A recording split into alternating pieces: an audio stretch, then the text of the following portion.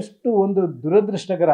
ಒಬ್ಬ ಜನಪ್ರತಿನಿಧಿ, ಅವನು ವಿರೋಧಿಯಾಗಿರಲಿ, ಅವನು ಪರವಾಗಿ ಆಗಿರಲಿ, ಮತ್ತೊಂದೇ ಆಗಿರಲಿ, ಜನಪ್ರತಿನಿಧಿಯನ್ನು ಕರೆದು ಜನಪ್ರತಿನಿಧಿಯ ಸಹಕಾರದೊಂದಿಗೆ ಮಾಡಬೇಕಾದಂಥ ಈ ಇನ್ವೆಸ್ಟಿಗೇಷನ್ಗಳನ್ನು ಈ ರೀತಿ ಇದೆಲ್ಲವೂ ಮಾಬ್ ಲಿಂಚಿಂಗ್.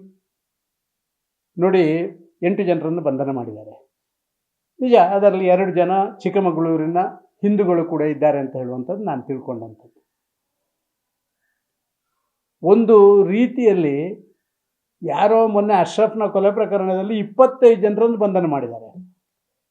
ಅದು CC ಕ್ಯಾಮರಾ ಮತ್ತೊಂದರಲ್ಲಿ ಭಾರಿ ದೊಡ್ಡ ರೀತಿಯಲ್ಲಿ ಇಲ್ಲದಿರುವಂಥದ್ದು. ಇವತ್ತು CC ಕ್ಯಾಮರಾದಲ್ಲೇ 25 ಜನ ಕಾಣ್ತಾರೆ, ಬುರ್ಕಾ ಹಾಕ್ಕೊಂಡಂಥ ಮಹಿಳೆಯರು ಕಾಣ್ತಾರೆ. ಇವರಿಗೆ ಯಾರು ಸಿಕ್ಕಲ್ಲ.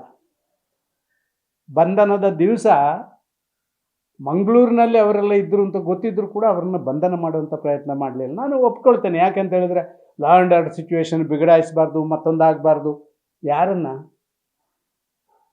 ಪಬ್ಲಿಕ್ ಆ ಒಪಿನಿಯನ್ ಕ್ರಿಯೇಟ್ ಮಾಡುವಂಥ ಒಂದು ಪ್ರಯತ್ನ ಹೇಗೆ ಅಂತ ಹೇಳಿದರೆ, ಮೈನಾರಿಟಿ ಪರವಾಗಿ ನಾವಿದ್ದೇವೆ ಅಂತ ಪಬ್ಲಿಕ್ ಇದು ಇಮೇಜ್ ಕ್ರಿಯೇಟ್ ಆಗಬೇಕು ಅಂತ ಹೇಳುವಂಥದ್ದು.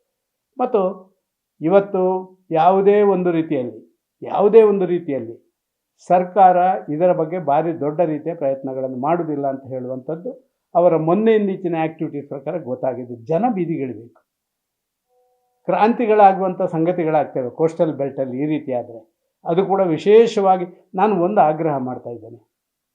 ಕೋಸ್ಟಲ್ ಬೆಲ್ಟಲ್ಲಿ ನಿರಂತರವಾಗಿ ಕಳೆದ 1-2 ವರ್ಷಗಳಲ್ಲಿ ನಡೀತಾ ಇರುವಂಥ ವಿದ್ಯಮಾನಗಳನ್ನು ಗಮನಿಸಿದರೆ ಏನೋ ಇಲ್ಲಿ ಒಂದು ಉನ್ನತ ಮಟ್ಟದ ತನಿಖಾ ಒಂದು ವ್ಯವಸ್ಥೆ ಅಲ್ಲೇ ಇರಬೇಕು. NIAಗೆ ಇದನ್ನು ಹ್ಯಾಂಡ್ ಓವರ್ ಮಾಡಬೇಕು, ಇದರಲ್ಲಿ 2 ಮಾತುಗಳೇ ಇಲ್ಲ. ಮತ್ತು ನಾನು ಕೇಂದ್ರವನ್ನು ಆಗ್ರಹ ಮಾಡ್ತೇನೆ, ಇಷ್ಟೆಲ್ಲ ಆಗಿ ಇರುವಂಥ ಸಂದರ್ಭಗಳಲ್ಲಿ NIA ಒಂದು ಅಂದರೆ ಭಟ್ಕಳದಿಂದ ಹಿಡಿದು ಭಟ್ಕಳ ಮುಜಾಹಿದ್ದೀನ್ ಇದರ ಕೇಂದ್ರ ಸ್ಥಳ ಅಂತ ಗೊತ್ತಿದ್ದು ಕೂಡ ಅಲ್ಲಿಂದ ಕಾಸರಗೋಡುವರೆಗೆ ನಡೀತಾ ಇರುವಂಥ ವಿದ್ಯಮಾನಗಳನ್ನು ನಾವು ಕಂಡ್ರೆ NIA ಒಂದು ಸಣ್ಣ ಬ್ರ್ಯಾಂಚೇ ಅಲ್ಲಿ ಓಪನ್ ಮಾಡುವಂಥ ಅವಶ್ಯಕತೆಗಳಿದ್ದಾವೆ. ಇದರಿಂದ ಸಾಮಾನ್ಯ ಜನರಿಗಾದರೂ ನೆಮ್ಮದಿ ಸಿಗುತ್ತೆ. ನೋಡಿ, ಒಂದು ಕೊಲೆ, ಈ ಕೊಲೆ ಆದ ಮೇಲೆ ಆ ಬೀದಿಗಿಳಿಯುವಂಥ ಜನರು, ಸಾಮಾನ್ಯ ಜನ ಅವನ ದಿನನಿತ್ಯದ ಕೆಲಸ ಮಾಡದ ರೀತಿಯಲ್ಲಿ ಇವತ್ತು ವಾತಾವರಣ ನಿರ್ಮಾಣ ಆಗಿರುವಂಥದ್ದು ದುರದೃಷ್ಟಕರ ಅಂತ ನಾನು ಭಾವಿಸ್ತಾ ಇದ್ದೇನೆ.